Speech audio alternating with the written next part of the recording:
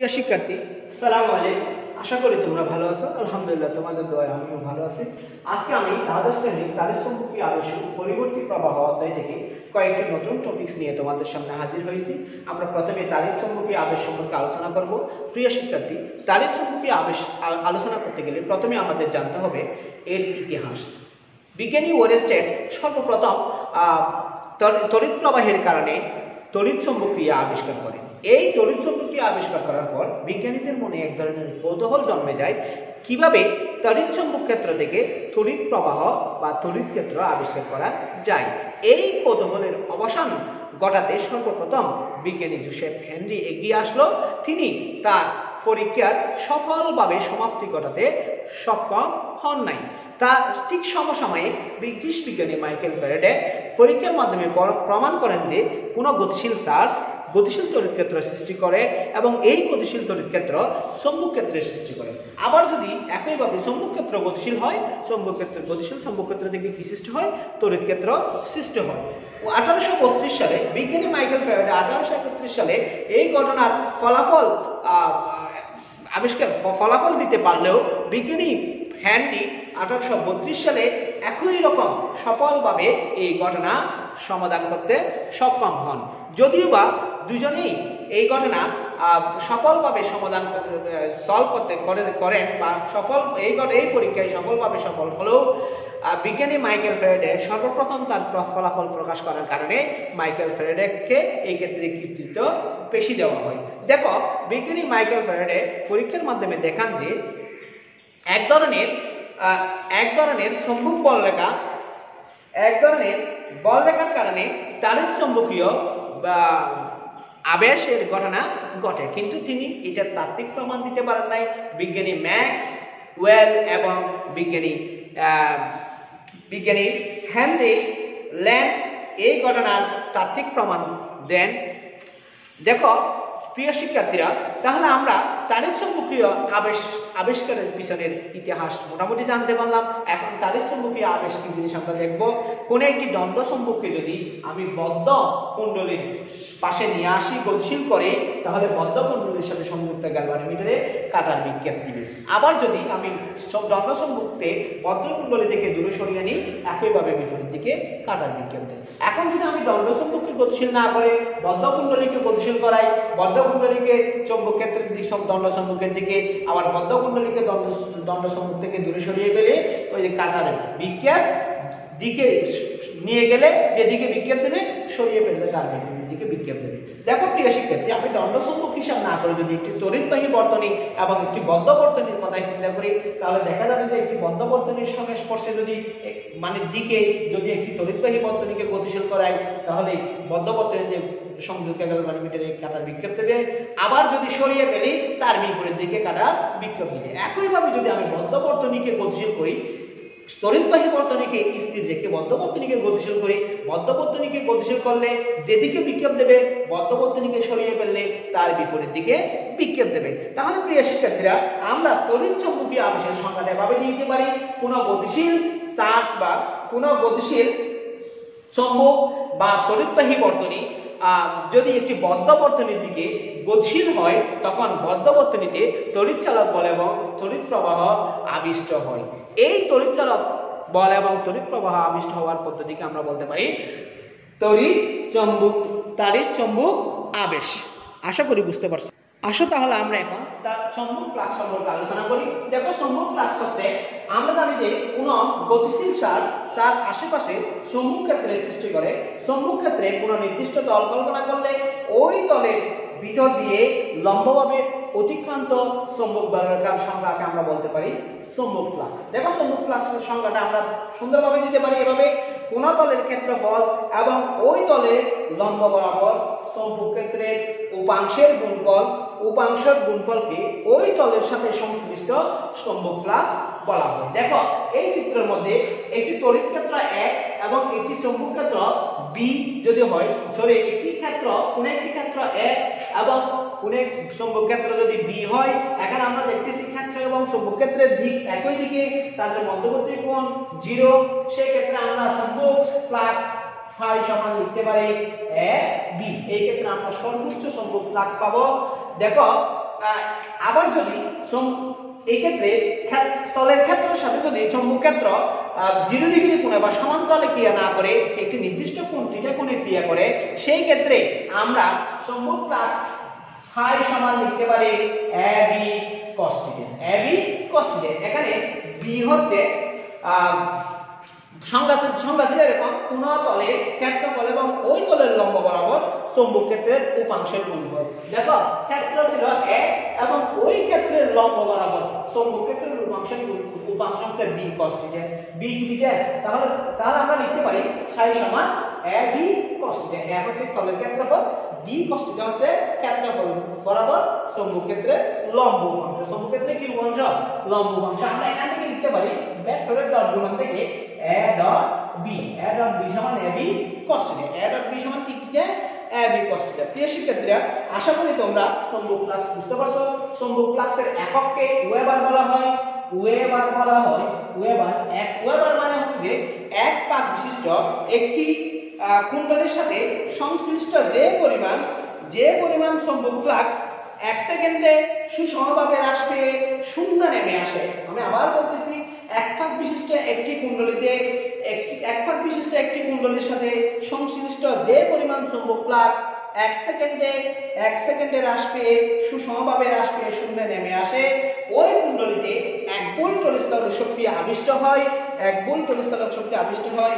সেই পরিমাণ চৌম্বক ফ্লাক্সকে আমরা বলবো 1 ওয়েবার। সেই পরিমাণ চৌম্বক ফ্লাক্স আমরা কি বলবো? 1 ওয়েবার। তাহলে 1 ওয়েবার সমান 1 বুল ইনটু 1 সেকেন্ড। 1 বুল ইনটু 1 সেকেন্ড বা ওয়েবার সমান ভোল্ট সেকেন্ড। ওয়েবার সমান কি সেকেন্ড? Volt second. প্রিয় শিক্ষার্থীরা, আশা করি তোমরা চৌম্বক ফ্লাক্স বুঝতে পারছো, ওয়েবার কি জিনিস বুঝতে পারছো। এখন আমরা চৌম্বক ফ্লাক্স ঘনত্ব কি জিনিস বুঝবো। দেখো, চৌম্বক ফ্লাক্স ঘনত্ব হচ্ছে কোন বিন্দুর চারপাশে একক ক্ষেত্রফল দিয়ে অতিক্রমকারী ফ্লাক্সকে ওই বিন্দুতে ওই তলের লম্ব বরাবর চৌম্বক ফ্লাক্স ঘনত্ব বলা হয়। ওই বিন্দু দিয়ে ওই তলের চৌম্বক ফ্লাক্স ঘনত্ব বলা হয়। দেখো প্রিয় শিক্ষার্থীরা, আবার বলতেছি, কোন বিন্দুর চারপাশে একক ক্ষেত্রফল দিয়ে অতিক্রমকারী চৌম্বক ফ্লাক্স, একক ক্ষেত্রফল দিয়ে অতিক্রমকারী চৌম্বক ফ্লাক্সকে ওই বিন্দুতে চৌম্বক ফ্লাক্স ঘনত্ব বলা হয়। তাহলে চৌম্বক ফ্লাক্স ঘনত্ব সমান আমরা লিখতে পারি চৌম্বক ফ্লাক্স ঘনত্ব সমান চৌম্বক ফ্লাক্স ভাই ক্ষেত্রফল। তার মানে ফাই বাই a। ফাই সমান আমরা জানি কি? সর্বোচ্চ চৌম্বক ফ্লাক্স ফাই সমান ab। তাহলে ab বাই a, তার মানে b। দেখো, চৌম্বক ফ্লাক্স ঘনত্ব হচ্ছে চৌম্বক ফ্লাক্স এবং ক্ষেত্রফলের অনুপাত। তাহলে আমরা দেখতেছি চৌম্বক ফ্লাক্স ঘনত্ব, চৌম্বক ফ্লাক্স ঘনত্বের মান চৌম্বক ক্ষেত্রের মানের সমান। চৌম্বক ফ্লাক্স ঘনত্বের মান কিসের মানের সমান? চৌম্বক ঘনত্বের মানের সমান। একে b দ্বারা প্রকাশ করা হয়। এর একক টেসলা, এর একক কি? চৌম্বক ক্ষেত্রের এককের মতন এর একক টেসলা। আশা করি প্রিয় শিক্ষার্থী, তোমরা চৌম্বক ফ্লাক্স ঘনত্ব এবং ওয়েবার সম্পর্কে বুঝতে পারছো। এখন আমরা একটা সমস্যা সমাধান করার চেষ্টা করব। দেখো, এখানে আছে 0.6 মিটার স্কয়ার ক্ষেত্রফল বিশিষ্ট কোন একটি তলের সাথে লম্বভাবে 6 × 10⁵ টেসলা চৌম্বক ক্ষেত্র কার্যকর হলে উক্ত তলের মধ্যে প্রবাহিত চৌম্বক ফ্লাক্স কত? অর্থাৎ ক্ষেত্রফল ছিল 0.6 মিটার স্কয়ার এবং চৌম্বক ক্ষেত্রের মান ছিল 6 × 10⁵ টেসলা। চৌম্বক ক্ষেত্রের কার্যকর যদি হয়, সেই ক্ষেত্রে চৌম্বক ফ্লাক্সের মান কত?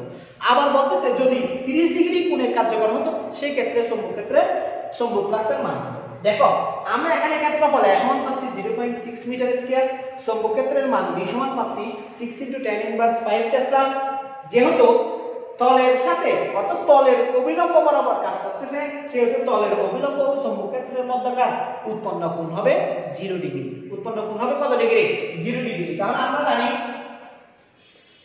আমরা জানি ফাই সমান ab cos θ। তাহলে a সমান কত? 0.6 ইনটু b সমান হচ্ছে 6 × 10⁵ ইনটু cos 0 ডিগ্রি সমান, এই দুটো যদি আমরা গুণ করি, এগুলো আমরা গুণ করলে পাবো, আমরা যদি গুণ করি তাহলে আমরা পাবো 3.6 × 10⁵ 3.6 into tan inverse 5 weber cos 0 ডিগ্রির মান হচ্ছে 1। আবার যদি থিটা সমান 30 ডিগ্রি কোণে কাজ করত তাহলে 30 degree theta equal theta 1 equal 30 degree হলে সেই ক্ষেত্রে সম্ভব প্লাস phi 1 সমান ab cos 30 ডিগ্রি। দেখো a সমান আগের মতন 0.6, b সমান 6 into tan inverse 5 Tesla into cos 30 degree. cos 30 ডিগ্রির মান কত তোমরা জানো তো? cos 30 ডিগ্রির মান কত? দেখো তাহলে আমরা লিখতে পারি 0. দেখো আমরা ক্যালকুলেটরে হিসাব করলে কত পাই? 0.6 into 6 into tan inverse 5 into cos 30 degree. তাহলে আমাদের কত আসছে? 3. আমরা কত পাবো? হ্যালো, তো আমরা কত পাবো? দেখো তাহলে আমরা পাচ্ছি 30 ডিগ্রি কোণে কার্যরত হলে তাহলে সম্ভব প্লাস phi 1 সমান 3.11 into tan inverse 5 weber. tan inverse 5 কি? ওয়েবার। আশা করি প্রিয় শিক্ষার্থীরা বুঝতে পারছো। আমরা এখন নতুন টপিকস নিয়ে আলোচনা করব। আমরা এখন চৌম্বকের সাহায্যে কিভাবে তড়িৎ শক্তি উৎপাদন করা যায় সেটা আমরা জানার চেষ্টা করব। দেখো প্রিয় শিক্ষার্থী, আমি একটা দণ্ড চৌম্বক নিলাম, NS দণ্ড চৌম্বক, এই দণ্ড এবং একটি কুণ্ডলী নিলাম, একটি কুণ্ডলীর সাথে একটি গ্যালভানোমিটার যোগ করলাম। দেখো আমি এই দণ্ড চৌম্বককে যদি কুণ্ডলীর দিকে দণ্ড চৌম্বকের উত্তর মেরু বা গ্যালভানোমিটার দিকে কুণ্ডলীর দিকে গতিশীল করি, সেই ক্ষেত্রে গ্যালভানোমিটারের কাঁটা যেদিকে বিক্ষেপ দিবে দেখা যাবে যে কুণ্ডলী থেকে দণ্ড চৌম্বককে যদি তার বিপরীত দিকে সরিয়ে নিই, ধীরে ধীরে দ্রুত গতিতে সরিয়ে নিই, সেই ক্ষেত্রে কাঁটা তার বিপরীত দিকে বিক্ষেপ দেবে। কিন্তু যদি আমি যেখানে আছে ঠিক সেখানে স্থিরভাবে রেখে দিই, দেখা যাবে যে কাঁটার বিক্ষেপ কি হচ্ছে না, পরিবর্তন হচ্ছে না। একইভাবে দেখা যাবে যে আমি যদি দণ্ড চৌম্বককে স্থির রেখে গ্যালভানোমিটার সহ বদ্ধ কুণ্ডলী থেকে দণ্ড চৌম্বকের উত্তর মেরুর দিকে গতিশীল করায়, তাহলে কাঁটার বিক্ষেপ যেদিকে দিবে দণ্ড চৌম্বক থেকে দূরে সরিয়ে দিলে কাঁটার বিক্ষেপ বিপরীত দিকে দিবে। এখন যদি আমি দণ্ড চৌম্বক এবং কুণ্ডলীটা উভয়কে একই দিকে গতিশীল করি, অর্থাৎ পরস্পরের দিকে গতিশীল করি, সেই ক্ষেত্রে কাঁটা যেদিকে বিক্ষেপ দিবে বিপরীত দিকে গতিশীল করলে তার বিপরীত দিকে কাঁটার বিক্ষেপ দেবে। এই ঘটনাগুলি থেকে কিছু সিদ্ধান্তে উপনীত হওয়া যায়। দেখা গেছে যে পরিবাহী এবং চৌম্বক ক্ষেত্রের মধ্যে যদি আপেক্ষিক গতি বিদ্যমান থাকে, সেই ক্ষেত্রে তড়িৎ প্রবাহ এবং তড়িৎচালক বল উৎপন্ন হবে, বা আবিষ্ট তড়িৎচালক শক্তি এবং আবিষ্ট তড়িৎ প্রবাহ উৎপন্ন হবে। যদি আপেক্ষিক গতি না থাকে তাহলে তড়িৎচালক কখনো সৃষ্টি হবে না এবং গ্যালভানোমিটারের বিক্ষেপ কখনো দিবে না। আপেক্ষিক গতি যত বেশি হবে, গ্যালভানোমিটারের কাঁটার বিক্ষেপ তত বেশি হবে। চৌম্বকের মেরু শক্তি বৃদ্ধি করলে আবিষ্ট তড়িৎচালক শক্তি বেশি উৎপন্ন হবে, তড়িৎ প্রবাহের পরিমাণ বৃদ্ধি পাবে। কুণ্ডলীর পাশে চৌম্বক দ্বন্দ্বের মেরুর পরিবর্তন ঘটালে আবিষ্ট তড়িৎ প্রবাহের দিকও কি হয়ে যাবে, পরিবর্তন হয়ে যাবে। এটা যদি আমি উত্তর মেরুকে আনছি, যে ঘটনা ঘটছে আমি যদি উত্তর মেরুর পরিবর্তন দক্ষিণ মেরু আনতাম, ঠিক তার বিপরীত ঘটনা ঘটতো। আশা করি প্রিয় শিক্ষার্থীরা তোমরা বুঝতে পারছো চৌম্বকের সাহায্যে কিভাবে তড়িৎ শক্তি উৎপাদন করা যায়। অনেক ইজি একটা টপিকস। আমি এখন এই টপিক সম্পর্কে আরেকটু আলোচনা করার চেষ্টা করব। প্রিয় শিক্ষার্থী, আমরা এতক্ষণ যে আলোচনাগুলি করছিলাম সেগুলি এই চার্টের মাধ্যমে কি করা যায়, এই চার্টে লিপিবদ্ধ করা আছে। দেখো কুণ্ডলীর সাপেক্ষে মেরুর গতি, অর্থাৎ কুণ্ডলীকে স্থির রেখে যদি আমি চৌম্বক মেরুকে কুণ্ডলীর দিকে আনা নেওয়া করি, তাহলে আবিষ্ট তড়িৎ প্রবাহ কোন দিকে সৃষ্টি হবে সেটা আমরা দেখব। এন মেরুকে অর্থাৎ উত্তর মেরুকে যদি আমি কুণ্ডলীর দিকে আনি, সেই ক্ষেত্রে ঘড়ির কাঁটার ঘূর্ণনের বিপরীত দিকে তড়িৎ প্রবাহ সৃষ্টি হবে। অ্যান্টি ক্লকওয়াইজ অর্থাৎ ঘড়ির কাঁটা যেদিকে ঘুরবে তার বিপরীত দিকে তড়িৎ প্রবাহ সৃষ্টি হবে। এটাকে বামাবর্তী তড়িৎ প্রবাহ বলা হয়। যদি উত্তর মেরুকে কুণ্ডলী থেকে দূরে সরিয়ে নিই, সেই ক্ষেত্রে ঘড়ির কাঁটা যেদিকে ঘুরে তড়িৎ প্রবাহের দিক উসে দিতে হবে। এটাকে বলা হয় দক্ষিণাবর্তী বা ডানাবর্তী। একইভাবে আমি যদি উত্তর মেরুর পরিবর্তে দক্ষিণ মেরুকে কুণ্ডলীর নিকটে আনি, সেহেতু ঘড়ির কাঁটা ঘূর্ণনের দিকে তড়িৎ প্রবাহ প্রবাহিত হবে। এই ক্ষেত্রে এটাকে বলা হবে দক্ষিণাবর্তী বা ডানাবর্তী। আর এস মেরু বা সাউথ মেরুকে যদি আমি সরিয়ে নিই, সেই ক্ষেত্রে ঘড়ির কাঁটার ঘূর্ণনের বিপরীত দিকে তড়িৎ প্রবাহ সৃষ্টি হবে। ঘড়ির কাঁটার ঘূর্ণনের দিকের বিপরীত দিককে বলা হয় বামাবর্তী তড়িৎ প্রবাহ। আর যদি দণ্ড চুম্বককে কুণ্ডলীর সাপেক্ষে স্থির রাখা হয় সেই ক্ষেত্রে কোনো প্রকার তড়িৎ প্রবাহিত হবে না এবং এই তড়িৎ প্রবাহ এই ক্ষেত্রে কোনো তড়িৎ প্রবাহ নাই। প্রিয় শিক্ষার্থী, আমরা এখন আবিষ্ট তড়িৎ চালক বল। আমরা জানি যে কোন চৌম্বক ক্ষেত্রে একটি বদ্ধবর্তনী গতিশীল হলে কোন চৌম্বক ক্ষেত্রে একটি বদ্ধবর্তনী গতিশীল অবস্থায় রাখলে বর্তনীতে তড়িৎ প্রবাহের উদ্ভব হয়। তড়িৎ চৌম্বকীয় আবেশের কারণে এক ধরনের তড়িৎ চালক বলের সৃষ্টির ফলে এই প্রবাহ পাওয়া যায়। দেখো, তড়িৎ চৌম্বকীয় আবেশের কারণে যে তড়িৎ চৌম্বকীয় তড়িৎ চালক বলের সৃষ্টি হয় সেই তড়িৎ চালক বলের কারণে এক ধরনের আবিষ্ট তড়িৎ প্রবাহ এখানে কি করা যায়, পাওয়া যায়। সুতরাং আমরা বলতে পারি বর্তনীতে চৌম্বকীয় আবেশের ফলে সৃষ্ট তড়িৎ বলকে, বর্তনীতে তড়িৎ চৌম্বকীয় আবেশের ফলে সৃষ্ট বলকে আমরা বলতে পারি আবিষ্ট তড়িৎ চালক বল বা ইনডিউসড ইলেকট্রোমোটিভ ফোর্স বা সংক্ষেপে ইএমএফ বলা হয়। উৎপন্ন তড়িৎ প্রবাহকে আমরা বলবো আবিষ্ট তড়িৎ প্রবাহ। প্রিয় শিক্ষার্থী, দেখো এখানে ডিই একটি পরিবাহী ভি মানের চৌম্বক ক্ষেত্রের মধ্যে দিয়ে এল দৈর্ঘ্যের একটি ডি পরিবাহী ভি মানের চৌম্বক ক্ষেত্রের মধ্যে ক্যাপিটাল ভি বেগে চৌম্বক ক্ষেত্রের সাথে লম্বভাবে ক্যাপিটাল ভি বেগে কি আছে, গতিশীল আছে। আবার বলতেছি, মনে করি এল দৈর্ঘ্যের ডিই কি বললাম, মনে করি এল দৈর্ঘ্যের ডি একটি পরিবাহী ভি মানের সুষম চৌম্বক ক্ষেত্রের সাথে লম্বভাবে ভি বেগে গতিশীল আছে। অর্থাৎ একটি চৌম্বক ক্ষেত্র, এই চৌম্বক ক্ষেত্রের মধ্যে ডিই এল দৈর্ঘ্যের একটি ডি পরিবাহী ভি বেগে লম্বভাবে গতিশীল আছে। মনে করলাম যদি কোনো সময় ডিটি তে পরিবাহীটি চৌম্বক ক্ষেত্র ডিএক্স পরিমাণ দূরত্ব অতিক্রম করে তবে আমরা পাই ডিএক্স সমান বি ডিটি। কারণ আমরা জানি বি সমান ডিএক্স বাই ডিটি। যদি বি সমান ডিএক্স বাই ডিটি হয়, ডিএক্স সমান কি হবে, বি ডিটি হবে। আশা করি কি বুঝতে পারছো। ডিটি সময়ে পরিবাহী কর্তৃক অতিক্রান্ত ক্ষেত্রফল যদি দৈর্ঘ্য এল হয় এবং ডিটি সময়ে অতিক্রান্ত দূরত্ব ডিএক্স হয়, তাহলে অতিক্রান্ত ক্ষেত্রফল হবে এল ডিএক্স। দেখো, ডি চৌম্বক ক্ষেত্রে এল ডিএক্স ক্ষেত্রফলের মধ্যে দিয়ে, এই এল ডিএক্স ক্ষেত্রফলের মধ্যে দিয়ে অতিক্রান্ত চৌম্বক ফ্লাক্স যদি ডি ফাই হয়, তাহলে আমরা লিখতে পারি চৌম্বক ক্ষেত্রের প্রাবল্য বা চৌম্বক ফ্লাক্স ঘনত্ব বি সমান চৌম্বক ক্ষেত্রের প্রাবল্য বা চৌম্বক ফ্লাক্স ঘনত্ব বি সমান চৌম্বক ফ্লাক্স বাই ক্ষেত্রফল বা d phi by l dx, d phi by l. তাহলে আমরা পাই ডি সাই সমান ভিএল ডিএক্স অর্থাৎ চৌম্বক ফ্লাক্স সমান ভিএল ডিএক্স। আমরা জানি তাড়িৎ চালক বলের সংজ্ঞা থেকে আমরা জানি যে কোন কুণ্ডলীতে চৌম্বক ফ্লাক্সের পরিবর্তনের হারকে আবিষ্ট তড়িৎ চালক শক্তি বা আবিষ্ট তড়িৎ চালক বল বলে। তাহলে আমরা আবিষ্ট তড়িৎ চালক বলকে এপসাইলন দ্বারা প্রকাশ করলে এপসাইলন সমান d psi by dt, d phi by dt. আমরা ডি ফাই সমান পাইছিলাম ভিএল ডিএক্স বাই ডিটি। আমরা জানি ডিএক্স বাই ডিটি সমান ব্যাক ভি। তাহলে এপসাইলন সমান ভিএল ভি। এটাই হচ্ছে আবিষ্ট তড়িৎ চালক বলের সমীকরণ। দেখো, যদি পরিবাহী চৌম্বক ক্ষেত্রের দিকের সাথে থিটা কোণে গতিশীল হতো, সেই ক্ষেত্রে 2 নম্বর সমীকরণকে আমরা লিখতে পারি epsilon equal bl v sin theta, bl v sin theta. দেখো, এখানে এলটা ধ্রুব রাশি, চৌম্বক ক্ষেত্র এবং ব্যাক দুইটাই কি রাশি, ভেক্টর রাশি। এল স্কেলার রাশি, চৌম্বক ক্ষেত্র এবং ব্যাক দুইটাই ভেক্টর রাশি। তাহলে ভি, তাহলে দেখো এই সমীকরণটাকে আমরা লিখতে পারি L into V V sin theta.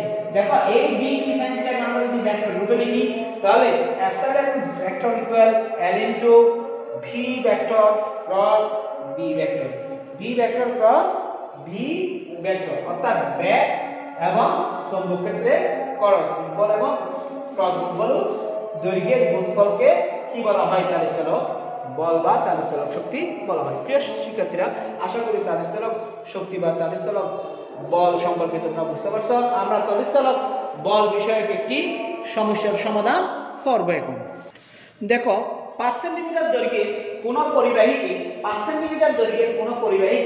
3.0 মিলি টেসলা চৌম্বক ক্ষেত্রে 0.5 মিটার পার সেকেন্ড বেগে চৌম্বক ক্ষেত্রের দিকে কোন দিকে চৌম্বক ক্ষেত্রের দিকে 30 ডিগ্রি কোণে গতিশীল করলে বর্তনীতে উৎপন্ন তড়িৎ চলক বলের মান নির্ণয় করা। আবার বলতেছি 0.5 সেন্টিমিটার দৈর্ঘ্যের কোন পরিবাহীকে 3.0 মিলি টেসলা চৌম্বক ক্ষেত্রে 0.5 মিটার সেকেন্ড বেগে 5 মিটার পার সেকেন্ড বেগে যদি চৌম্বক ক্ষেত্রের দিকে গতিশীল করা হয় সেই ক্ষেত্রে উৎপন্ন তড়িৎ চলক বলের মান কত। দেখো আমরা জানি যে তড়িৎ চলক বল বা তড়িৎ চলক শক্তি এপসাইলন সমান চৌম্বক ক্ষেত্র b, দৈর্ঘ্য পরিবাহীর দৈর্ঘ্য l, বেগ চৌম্বক ক্ষেত্রের দিকে বেগ v এবং sin থিটা গুণ বলের সমান, অর্থাৎ epsilon equal v b l v sin theta. দেখো এখানে দৈর্ঘ্য দেয়া আছে l সমান 5 সেমি সমান 0.05 মিটার, b সমান দেয়া আছে 3 মিলি টেসলা, মিলি মানে 10 ইনভার্স 3 * 10 ইনভার্স 3 টেসলা,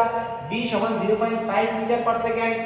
b এবং v এর মধ্যবর্তী কোণ চৌম্বক ক্ষেত্র এবং বেগের মধ্যবর্তী কোণ থেকে সমান 30 ডিগ্রি, এপসাইলন সমান 1। তাহলে আমরা এখানে লিখতে পারি 3 * 10 ইনভার্স 3 * 0.05 ইনটু v সমান 0.5 ইনটু sin 30 ডিগ্রি। দেখো তাহলে আমরা কত পাবো 3 * 10 inverse 3 0.05 into 0.5 into sin 30 degree মান হাফ। তাহলে আমরা ক্যালকুলেটর নিয়ে যদি হিসাব করি, ক্যালকুলেটর নিয়ে যদি আমরা হিসাব করি কত পাবো, আমরা ক্যালকুলেটর নিয়ে হিসাব করলে আমরা পাচ্ছি 3.75 into 10 inverse 5 volt, 3.75 into 10 inverse 5 volt.